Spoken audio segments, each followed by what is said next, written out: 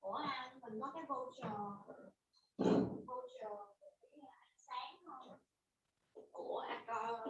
Ủa bác Hai Dắt là có trong cái Accor mà đúng không? Nốt. Ủa gì? Có ở đâu? Không có ở đâu hết. Ủa là cái Accor ở Sài Gòn này là có chỗ nào vậy?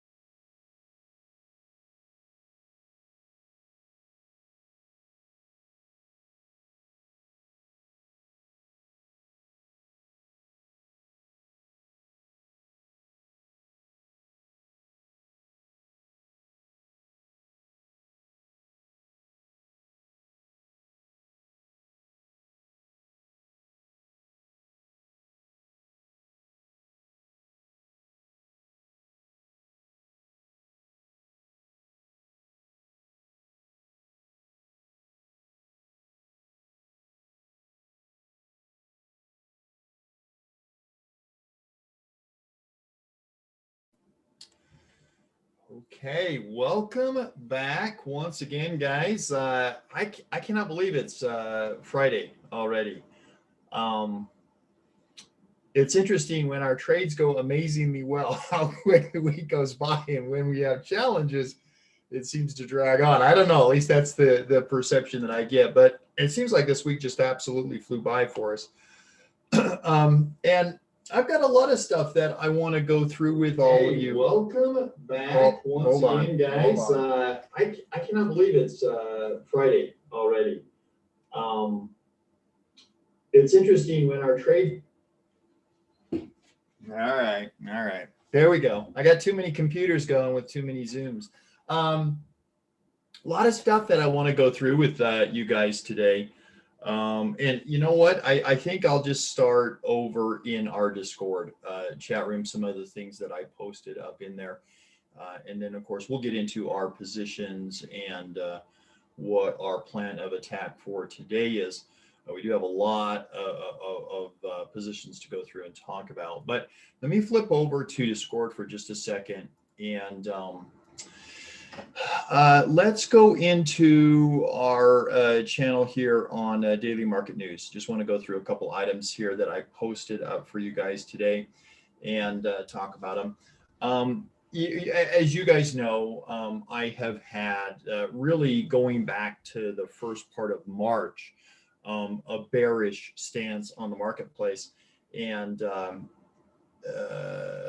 I've illustrated that with the hedges that I've been using and setting myself up more for a bearish move in the marketplace. One of the things that I put up in the channel today that I wanted to share with you guys was just this chart on margin debt. And, you know, one of the things that we're always trying to do is find the symmetry in the marketplace, right? And the symmetry is that, you know, on any given day, the market can do whatever. It's going to go up, down, or whatever. But there is maybe a larger propensity for it to move in a greater degree in one direction or the other. So this is one of the things that I keep a close eye on. And this is one of the catalysts that we see over and over again that does drive the market to the downside. So it's just you know, the level of margin debt that we hold in the marketplace right now. And we've seen this in the last three big sell-offs in the marketplace, that it gets exacerbated a little bit because people start to get underwater. They're heavily margined. And so they need to sell something else to be able to manage the margin debt. And then that creates more selling, and then they need to sell something else to manage that. And it's just, you know, self-perpetuating. And so margin debt, high margin debt, is a big catalyst. It's a big driver to the downside in the marketplace. Obviously, our technicals that we look at, you know, we have these 12 technicals that we look at. We do a double overlay with moving averages all the way from 5 days to 200 days with simple and exponential. All of them are still bullish. You know, everything in the marketplace is still bullish, still up above that 10-day moving average, which would trigger, you know, our initial stance to a bearish trade setup. But we're starting to see a few cracks. And the thing that I was talking with a couple of you, DMing a couple of you over the last 3 days about, has continued today. So if you look at the market yesterday, you know, again, these are what we're seeing at these all-time highs. This is the overall market, pretty darn flat on the day. And then what's interesting is, to me, is the tech market. Yesterday, we had Facebook with blowout numbers, Apple with blowout numbers, Amazon with blowout numbers, Microsoft with blowout numbers, Google with blowout numbers, Snap with blowout numbers. All of these companies reporting earnings that were amazing. They were tremendous, and yet the NASDAQ can't push higher. And so again, I'm kind of seeing some of these topping effects, I believe, in the marketplace. And that's kind of what leads me to this bearish stance. So I just kind of wanted to go through those with you guys this morning as we get started. Let's go ahead and jump over to our position page and go through them, because we've got a lot of stuff to talk about this morning, right?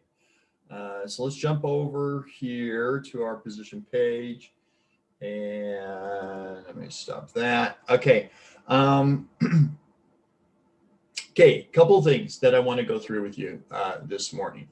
And let me just start with, let me go through with them with the order, on the order that I have them, just on my sheet here rather than up here.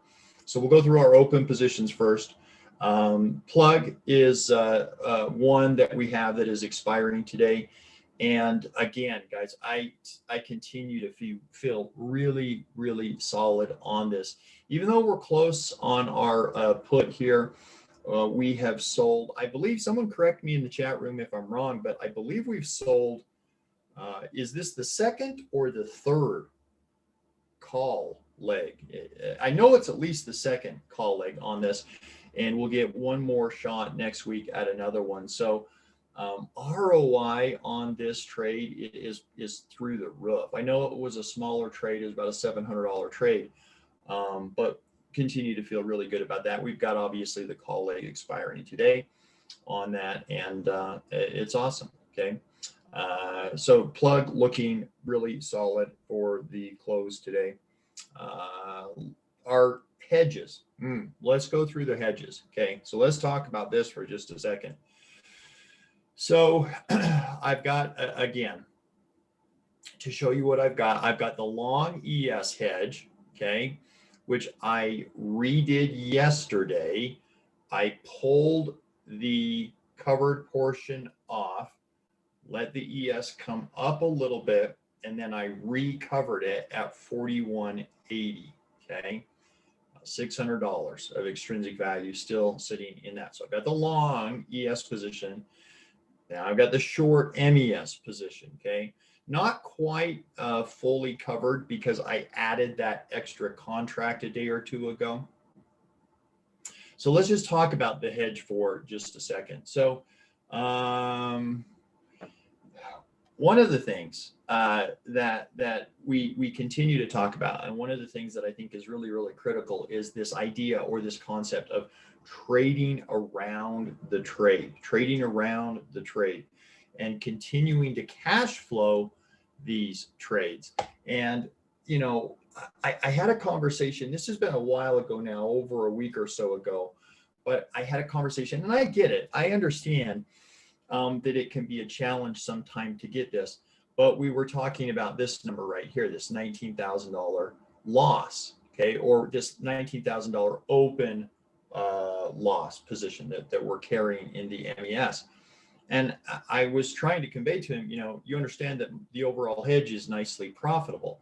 And one of the things, again, we can go into our history tab. We've talked about this a little bit. It can be a challenge with other things that you're trading. We'll get into the GME trade here in just a minute.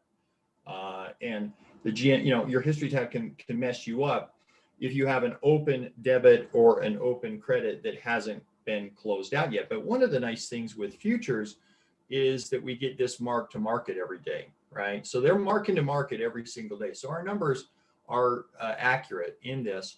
And let's go back to when we started this hedge, which was March 9th, I believe.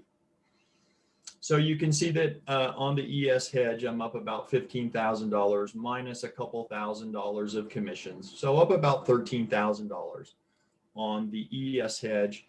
And then the MES position over that same time, you can see that I'm down about $6,000, okay? So what's the difference here? I'm down 6,000, but this shows down 19,000. Well, again, that's the cash flow coming in off of that, right? So if you add up, what we're up on the ES versus what we're down on the MES, we're nicely positive on that. And the concept that he had a hard time getting was, well, but you're showing a loss. And we actually went in and we looked at a, let's see, which one do we have? Let's go look at EWZ. Okay. No, that's not going to do it. Let's look at our SPY trade. Okay, let's look at our SPY trade. So I said, he's like, I don't like when we have losses, and he pulled up a spread trade. And if we take a look at this spread trade right here, this is a good example, okay? This spread trade right here, this is our SPY trade. It expires today. And let's see, Natty, why do you use both ES and MS? Well, yeah, that's what we're talking about right now. That's exactly what we're getting into is cash flow. Bringing in cash flow, $200 to $400 a day, $1,000 to $2,000 a week is my goal based on my account size. So we were talking about like a hedge trade, a spread trade like this. And he said, yeah, see this number right here? This is what I don't like. See that loss? And he's like, every time I do a spread trade, one of my a portion of the trade is losing money. I'm like, yeah, that's the nature of every spread trade, right? Every single spread trade is going to have a short and a long position.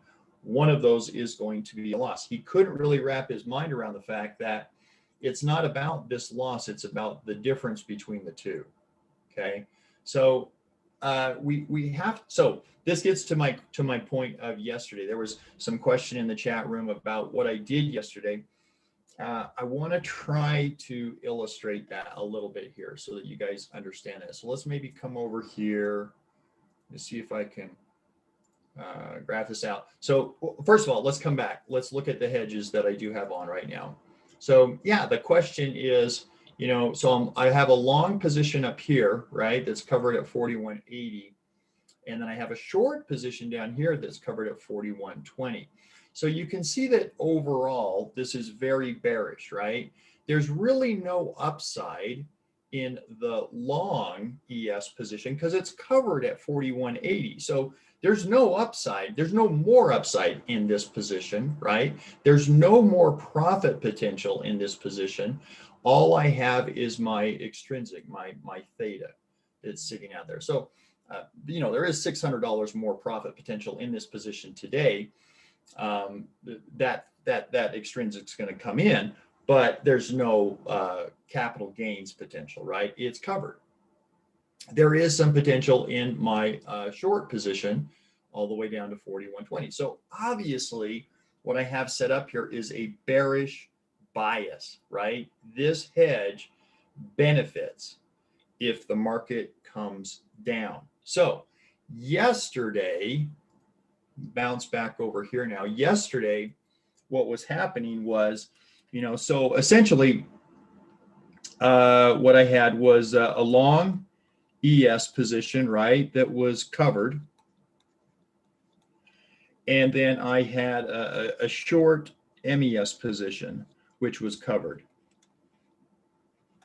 And the market price was up here, right? The market price was up here. So I needed the market to go down. What did the market do yesterday? Well, the market was up like 30 points, right? So what I did yesterday was I went in and I pulled that covered position off and I let the ES rise for just a little bit to improve my cost basis. We always talk about CB, our cost basis, and then I recovered. I just added that cover back on, okay?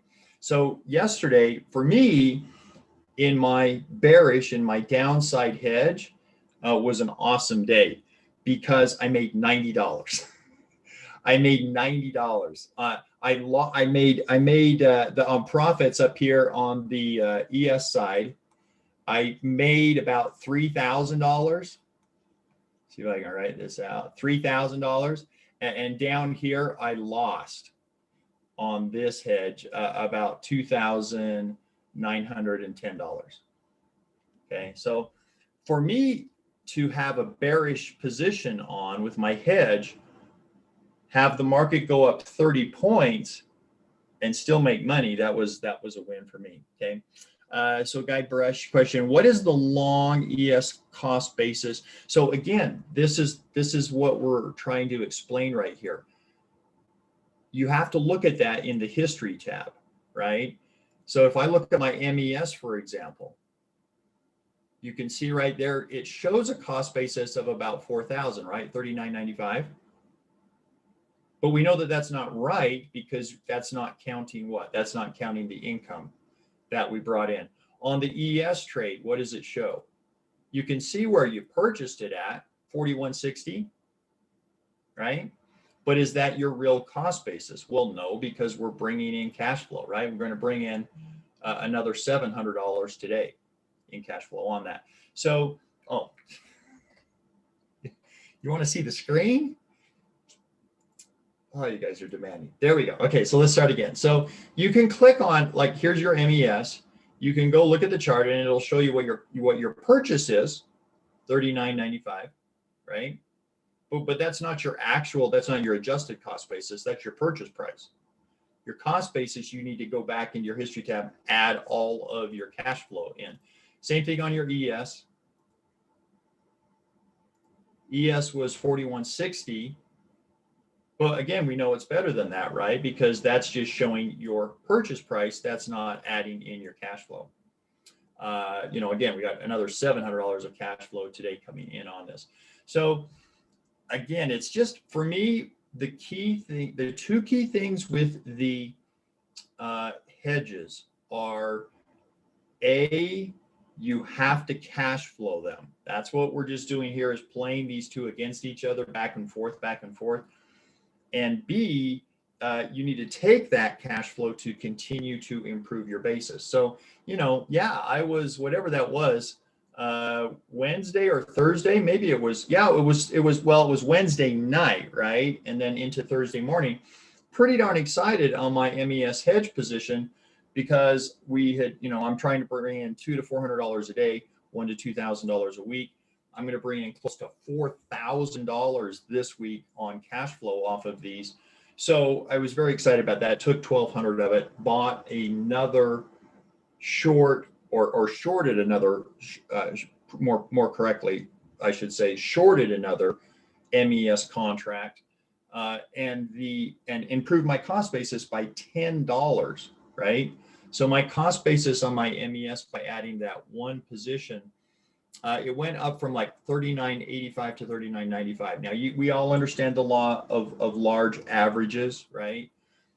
I've got 20 contracts now, so every contract that I add here improves my cost basis. But if I had 40 contracts, adding one more contract, it's only going to improve my cost basis by half of what it does right now, right? The more contracts I have, the less impact adding more contracts does. But I was very excited Wednesday night. I had that contract. I bumped my cost basis by 10 points, and the market shoots up 30 points, right? So that was so a lot of you had questions on the adjustment, and that's why we did that adjustment. And it's working out beautifully today. It's absolutely beautiful day. Remember, $200 to $400 a day gives me the income to be able to adjust these trades on a continual basis. You're never going to run out of money, right? Let's see. I got a couple quick questions here, and then I just don't want to miss any questions. If you short calls are in the money, why not roll them up? So west of Pluto, we look at that every day at the end of the day. Maybe we will. Nobody's saying that we won't. But we assess that at the end of the day. There's no reason to assess it right now. We've got basically $700 of guaranteed income on that position that's going to come in today through extrinsic value, through theta. So we assess that at the end of the day. Let's see. Are you hedging just for the SPX 0-day expiration, or all of your other positions? So Natty, that's the challenge. That is the challenge with hedging, is that, number one, everybody is position sizing differently, right? So the number of contracts that all of us are going to have in our hedges are different. Number two, you got to figure out what you're hedging, right? So I do have a little bit, maybe disproportionate amount of downside hedges going on in my position, because I have a lot of offsetting long positions in other accounts. So, everybody is different there, right? Depends on what you are hedging. On Wednesday, we used a uncapped ES. I uncapped my long ES position because we had a 0-day to expiration that only had a call leg in it. The market was moving up against it, right? So I was able to hedge that with that. So it just depends on what you got going on at any given time as to how you're using your hedges. And then, of course, last but not least, everybody has a different cost basis in their hedges as well, right? So I guess what I'm trying to say here is hopefully you guys can start to just get the concept of what hedging is, and then we can figure out, more on an individual basis how to apply it to your situation. Stanley, for those of us adding an ES position would make us out of balance. So if it's making you out of balance, let's not do that. Okay. So if you're short for MES but going long an ES, that would make you out of balance too much on that other side. So that's the challenge with using the ES, is that it is 10 times the size of the MES. So again, we can look at that individually. You can DM me today and we can look at your situation and talk about it when you look at the individual basis. I can't give you, investment advice, but we can look at it and show you the options that would be available to you. Okay, so we'll continue to work that today, as is always the case. As we get close to the close here, we will look at my MES position and we will look at our ES position. My premise, that I am more biased to the downside. My feeling right now, obviously we're very, very early in the day, but my feeling right now is that if my ES position, if we're still above 4180 at the end of the day today, and my long ES position is in a position to get called away from me, I'm going to let it get called away. And just stick with my bearish stance on my MES for now. So anyway, that's kind of how I'm leaning right now. So there's our MES position, and our ES positions, our hedges.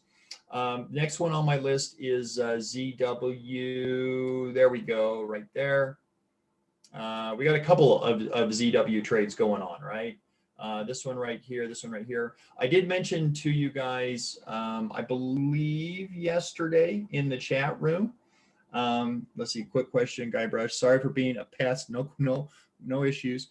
Wasn't the 4180 ES cover already in the money when you placed it? Yes, it is. So good question, right? So again, we talk about this a lot. People are like, where do I cover at? Where do I put my cover at? Where, I've got a long or a short position. Where do I cover at? That's really that's dependent on you. What are you looking for? Are you looking for potential or certainty? Potential or certainty? What are you looking for? Okay. What would give you the most potential? Well, the most potential would be leaving a hedge, whether it is long or short, completely uncovered, right? That would give you the most potential. There's no cap on your potential. Lots of potential, not any certainty, right? You don't know what's going to happen. What would give you the most certainty? Well, the most certainty would be to cover that position in the money somehow, right? Because now you've got a guaranteed income coming in and you've got some downside protection or upside protection if you happen to be short. What would be a good middle of the road? Maybe we're at 4180 and you cover it at 4200, right? Now you've got some certainty, you've got some income coming in, but you also have some potential. So you got a little bit of the best of both worlds. I'm more biased to the downside. So you see what I've been doing. Most of my long positions, I'm covering at the money or in the money to give me the most certainty possible and give me that income. And then I'm giving the potential. The potential is on the downside. Okay. So it just, again, it depends what you're looking for. You're looking for certainty, you're looking for potential. I need $200 to $400 a day, $1,000 to $2,000 a week coming in from this hedge to give me the money to continue to adjust my cost basis. I need that. Like, I wouldn't like it. It wouldn't be nice if 2,000 came in. I need it. So for me, certainty is much more important. So I'm covering those long positions at the money, or as you noted, sometimes even in the money. Okay. Insomniac, why exactly would you let the ES position get called away? Because as I just mentioned, I'm more bearish in nature. Is it because you could not just sell it back for profit? No, you're getting max profit. Anytime a covered position gets called away, what is the profit that you got on that trade? Max profit, right? You got every dime that you could out of that trade. So the ability to get every potential penny of profit out of that trade, plus put me more to a bearish stance, I'm all about that. Okay. So I just wanted to mention that real quickly, just checking out. Rob, yesterday you closed 2 ES covered calls for 33.75 debit, but you sold 2 41.80 calls for a $2,300 credit. Isn't that upside down by about 1,000? What are you missing in that equation, Rob? Remember, there's 2 components in that trade. You're just talking about the covered portion. What about the profit or loss on the underlying? Okay, so you got to add both of those in. Again, when you're looking at a spread trade, what do you look at here? Do you look at this leg and say, well, that leg's losing money, that leg's losing money? Or do you close that all down and look at it as one trade and say, oh, we're up, right? So you got to look at both components of the trade. You're missing out the profit on the upside of the underlying of the ES contract itself. Oh, and Greg just already answered that for me. Thank you, Greg. Okay, West of Pluto. If you are long the ES and short the MES, then uncovered has 0 potential. That's why we're not uncovered. Yep. Wouldn't it be better to cover each side out of the money at say 50? Again, West of Pluto, it depends on what you're looking for. Are you looking for potential, or are you looking for opportunity? Right? Just depends on what you're looking for. For me, I've built this so that there is potential to the downside and certainty to the upside. Okay. Put up the MES position again. Here's the MES. Am I not showing my screen? I think I am showing my screen. Yeah. Okay. Just double checking. So there's my MES position right now. So that extra one that I added, haven't balanced it yet. I don't have anything put in there. I've only got 20 of the 21 contracts covered right now. So I'll recover those here next week. Okay. So Insomniac reminded me of this. The 80-20 rule is continually working in our lives. It's working in our trading room here. Again, we have about 150 to 200 members. We have about 200 members in here in the live trading room. About 150 are active. And then the 80-20 rule, you've got about 30 that participate in the chat. Just kind of how life goes, right? I was very, very gratified yesterday to see what I thought were some pretty good high-level discussions going on in the off-topic channel. And I hope that you guys see the same benefit that I see of having a place like this that you can go and having some pretty high-level discussions with 30 people at any given time that will help you out, that will chime in, that will give you their 2 cents and their opinion, and that we can. What I love is the devil's advocate part, right? Throwing in a trading idea and having somebody go, well, did you think about this, right? But one of the things that I didn't see, so good conversations yesterday in terms of, understanding delta and how to apply trades and all that. But Insomniac, one of the, you were asking questions on, specifically what you just asked here again, which is, well, where would you cover and why would you let that get called away versus maybe rolling it or something like that? And one of the things that I thought was left out of the discussion was just your premise, right? So we need to back away a little bit. And, we've been talking about a lot of technical aspects, well, where would you cover, how would you cover, what strike price, what expiration, all these kinds of technical issues. But one of the things that we need to back out to is just your premise, just your overall premise. Are you bullish or bearish, right? Whether or not you would let something get called away or not, that's largely dependent on whether you're bullish or bearish, right?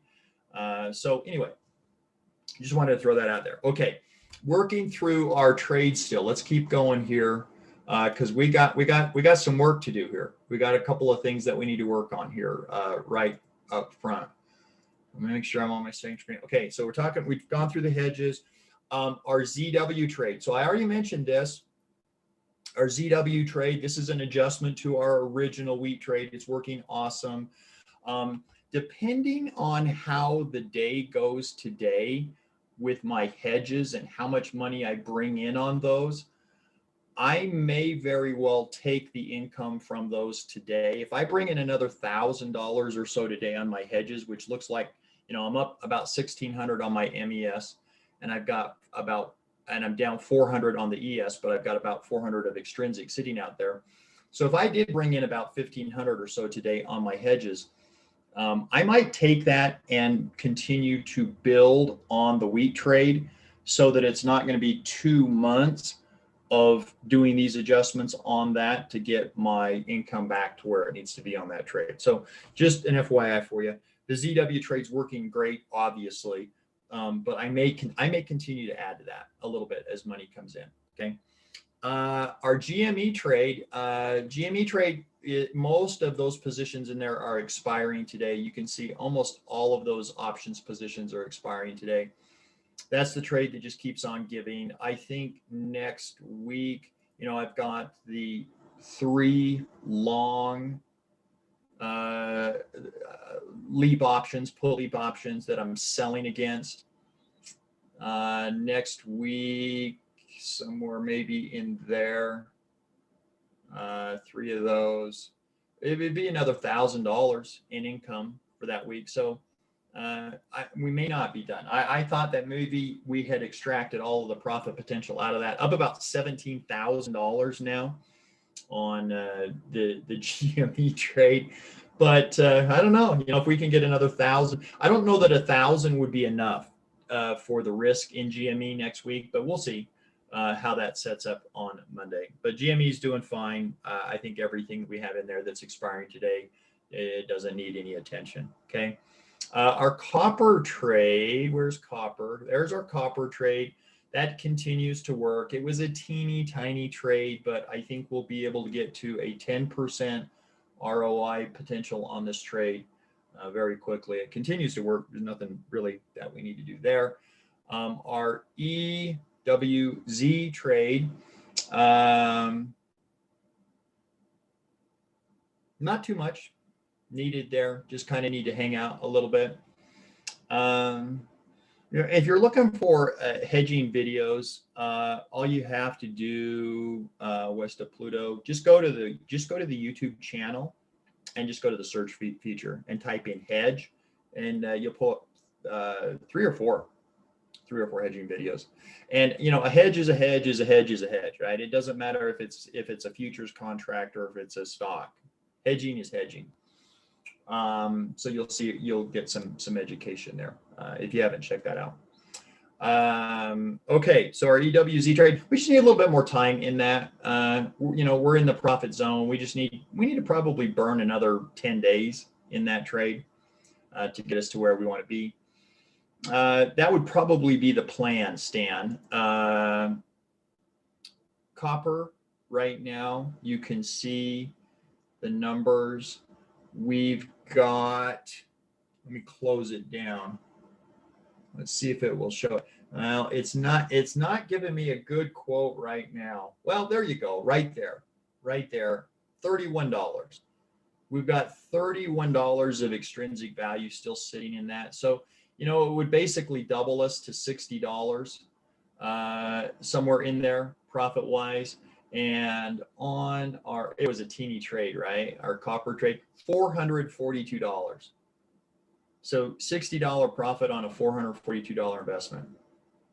So yeah, that and then if we rolled it once again, now you're starting to get into some serious numbers. EWZ, we went through that. Just need about another 10 days of theta to burn through that.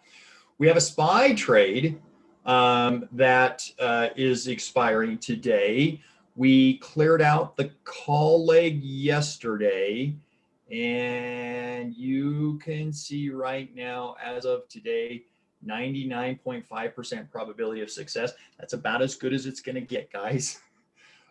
0 extrinsic value still sitting in the trade.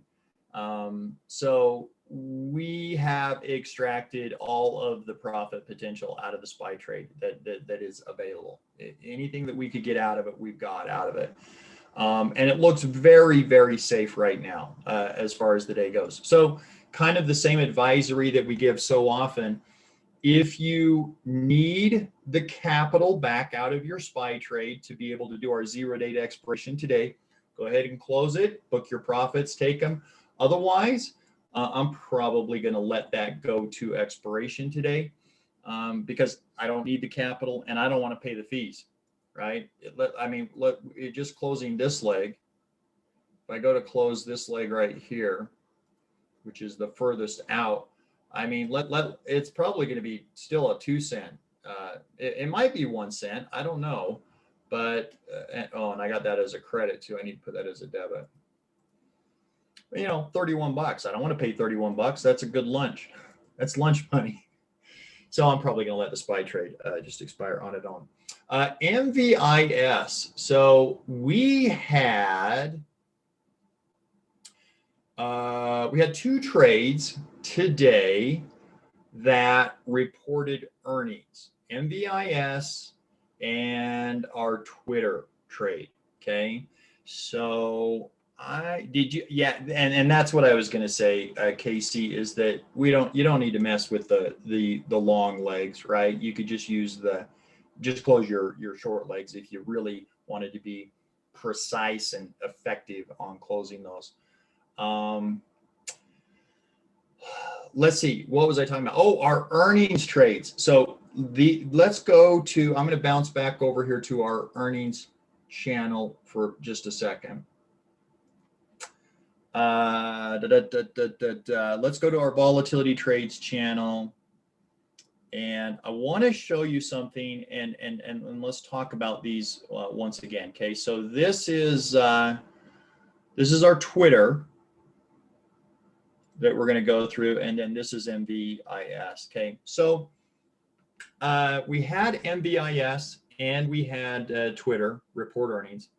These were volatility trades. These were vol crush trades, and there's still, I think, a misunderstanding about what a vol crush trade is in here, because I still see some reactions to the price movement. So again, I'm going to bounce back and forth here for just a second, but if we come back to our positions tab, you can see MVIS is down $2.50, which is, you know, pretty substantial amount for a $15 stock.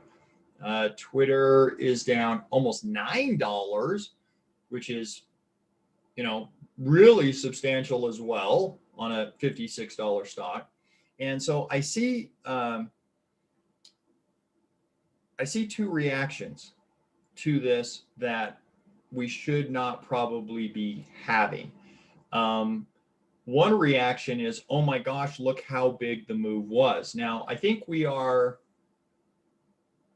3 or maybe 4. I don't know how many IV crush trades we've done recently. I think maybe with these 2 we're up to 4, at least 3 though, right? And what's crazy, if you go back to the IV channel, the implied move that the research that I'm giving you guys on how big the move is going to be, eerily accurate, right? Like it has been so far, knock on wood, dead on. So number one, you know, I see these reactions. Oh my gosh, Twitter is down 8 points, or oh my gosh, MVIS it has moved 3 points. We shouldn't be surprised by any of this because I told you in the research what the implied move was going to be, right? And we've been pretty much spot on with that. So it's not a shock to us. It shouldn't be a surprise to us that Twitter has moved 8 points because we anticipated it and we said that, right? We said it was going to move, I think, 12%, and that's what it moved pre-market. So number one, we shouldn't be surprised when they move. That's the whole idea of the trade. But maybe more importantly, number 2 is we look at Twitter here. Let me make sure I'm on the right page. Yeah. So we look at Twitter here, and we're going to close this out in just a second here and book this profit. But we look at Twitter, and there was some implications in the chat room that we've made our money on this trade today because of the move. Now, let's be clear, Delta is always important in any trade. Delta is always important. And, you know, the directional move, of course, is important. But what made the money for us on this trade is the IV crush, not the price movement. Okay. So again, I want to just show this to you guys so that you can see this. Let's bounce back over here to the Discord and look at these numbers. So here's MVIS. These were taken yesterday. Let's see if I can get this to pull up here. I think my Discord, there we go. So MVIS, just, you know, just a tiny 256% IV. Nothing big, right? Just crazy numbers. And then there is Twitter. Twitter was at the money options about 177%. Okay. Where are they this morning now? So if we come back over to our order page, here's Twitter. Let's go to our options. There's your at the money right there. We've dropped from 177% to 51%. Okay. MVIS. Let's go to that order page. Now this is going to be a little not as glaring because they're 21-day options, but still we've dropped from 177 to 168. Okay, so we still need some time on the MVIS.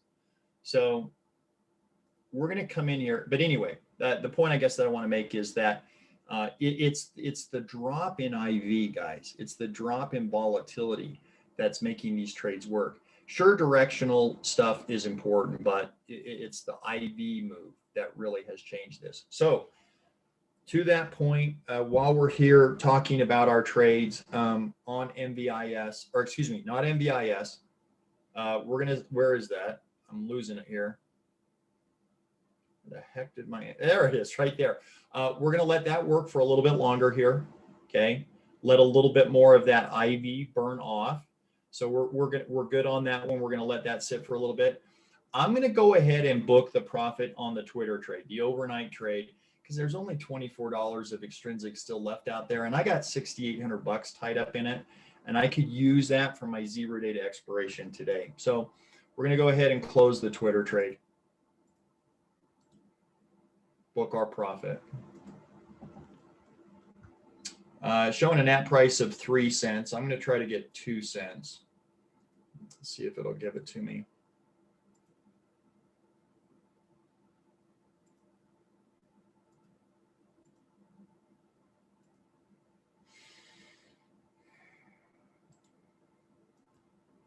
Bump it to 3. Okay. So let me just get that order put into the trade tab for those of our members that are not in the live Zoom feed. And then we'll move on. I think we've only got 1 or 2 more positions to talk about.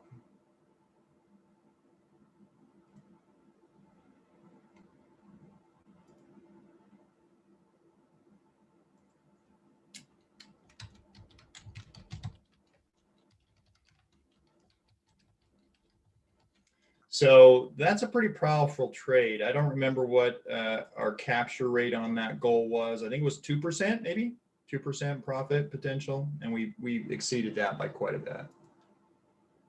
Okay. So we are cleared out of the Twitter trade. And then I think the last one that we need to touch base on, get rid of my closed positions there. Last one that we need to touch base on is our YUM trade. Okay. So again, I've told you guys, those of you that have not been part of the Crash Speculator program, those of you that are new to the bear market trades, I'm very excited for you guys to experience these trades. And if we look at the YUM trade right now, let's go look at it in the risk graph. Again, there's that sort of unique, interesting risk graph that we're looking at. We get a little bit of bump in profit if we drop down below the 107.5 level. The one thing that we don't get to utilize very often in this trade is the adjustments, because the trades have been so darn stinking successful. In 3 years of doing these trades, I think we've had like maybe 5 adjustments at most on these trades.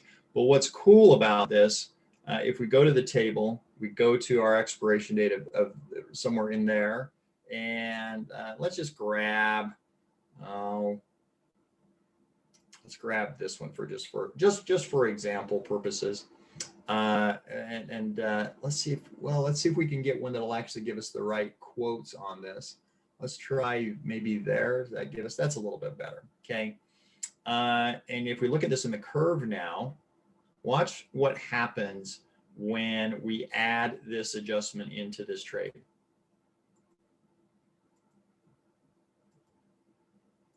You're seeing what's happening.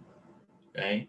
We could go right to there and more than double our profit potential and not create any additional risk on the downside and not have to come up with any money.